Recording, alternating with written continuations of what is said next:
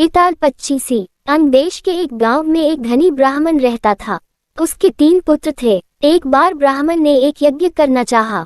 उसके लिए एक कछुए की जरूरत हुई। उसने तीनों भाइयों को कछुआ लाने को कहा। वे तीनों समुद्र पर पहुंचे। वहां उन्हें एक कछुआ मिल गया। बड़े ने कहा, मैं भूचंचल हूँ, इसलिए कछुए को नहीं छूऊंगा। मझला बोला, मैं नारीचल हूँ, मैं नहीं ले जाऊंगा। सबसे छोटा बोल, मैं शयाचल हूँ, सो मैं नहीं ले जाऊंगा। वे तीनों इस बहस में पड़ गए कि उनमें कौन बढ़कर है। जब वे आपस में इसका फैसला न कर सके तो राजा के पास पहुंचे। राजा ने कहा, आप लोग रुकें, मैं तीनों की अलग अलग जांच करूंगा। इसके बाद राजा ने बढ़िया भोजन तैयार कराया और तीनों खाने बैठे। सबसे बड़े ने कहा, मैं खाना नहीं खाऊंगा, इसमें मुर्दे की गंध आती है। वह उठकर चला। राजा ने पता लगाया तो मालूम हुआ कि वह भोजन शमशान के पास के खेत का बना था। राजा ने कहा, तुम सचमुच भोजनचंद हो, तुम्हें भोजन की पहचान है। रात के समय राजा ने एक सुंदर वेश्या को मझले भाई के पास भेजा। जो ही वह वहां पहुंची कि मझले भाई ने कहा, इसे हटाओ यहाँ से, इसके शरीर से बकरी का दूध की गंध आती है। राजा ने ये सुनकर पता लगाया तो मालूम हुआ कि वह वेश्या बचपन में बकरी के दूध पर पली थी। राजा बड़ा खुश हुआ और बोला, तुम सचमुच नारीचंद हो। इसके बाद उसने तीसरे भाई को सोने के लिए 7 गैदों का पलंग दिया। जैसे ही वह उस पर लेटा कि एकदम चीखकर उठ बैठा। लोगों ने देखा, उसकी पीठ पर एक लाल रेखा खींची थी। राजा को खबर मिली तो उसने बिछौने को दिखवाया।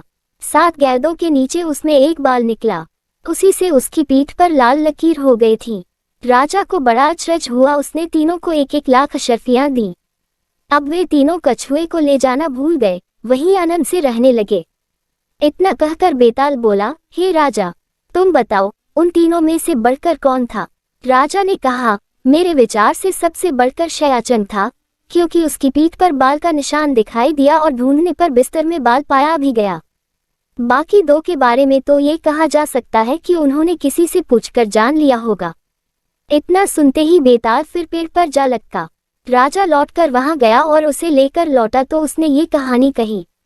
चम्मापुर नाम का एक नगर था, जिसमें चंपकेश्वर नाम का राजा राज करता था। उसके सुलोचना नाम की रानी थी और त्रिभुवन सुंदरी नाम की लड़की राजकुमारी यथा नाम तथा गुण थी। जब वह बड़ी हुई तो उसका रूप और निखर गया। राजा और रानी को उसके विवाह की चिंता हुई। चारों ओर इसकी खबर फैल गई। बहुत से राजाओं ने अपनी अपनी तस्वीरें बनवाकर भेजी, पर राजकुमारी ने किसी को भी पसंद न किया। राजा ने कहा, बेटी कहो तो स्वयंवर करूं, लेकिन वह राजी नहीं हुई। आखिर राजा ने तय किया कि वह उसका विवाह उस आदमी के साथ करेगा जो रूप, बल और ज्ञान इन तीनों में बड़ा चढ़ा होगा। एक दिन राजा के पास 4 देश के 4 वर आए। एक ने कहा, मैं एक कपड़ा बनाकर 5 लाख में बेचता हूँ, 1 लाख देवता को चढ़ाता हूँ, 1 लाख अपने अंग लगाता हूँ, 1 लाख स्त्री के लिए रखता हूँ और 1 लाख से अपने खाने पीने का खर्च चलाता हूँ। इस विद्या को और कोई नहीं जानता। दूसरा बोला, मैं जल थल के पशुओं की भाषा जानता हूँ। तीसरे ने कहा, मैं इतना शास्त्र पढ़ा हूँ कि मेरा कोई मुकाबला नहीं कर सकता। चौथे ने कहा, मैं शब्दवेदी तीर चलाना जानता हूँ। चारों की बातें सुनकर राजा सोच में पड़ गया। वे सुंदरता में भी एक से एक बढ़कर थे। उसने राजकुमारी को बुलाकर उनके गुण और रूप का वर्णन किया, पर वह चुप रही। इतना कहकर बेताल बोला, राजन तुम बताओ कि राजकुमारी किसको मिलनी चाहिए? राजा बोला, जो कपड़ा बनाकर बेचता है वह शूद्र है, जो पशुओं की भाषा जानता है वह ज्ञानी है, जो शास्त्र पढ़ा है ब्राह्मण है, पर जो शब्दवेदी तीर चलाना जानता है वह राजकुमारी का सजातीय है और उसके योग्य है। राजकुमारी उसी को मिलनी चाहिए। राजा के इतना कहते ही बेताल गायब हो गया। राजा बेचारा वापस लौटा और उसे लेकर चला तो उसने 10वीं कहानी सुनाई। शेष अगले भाग में।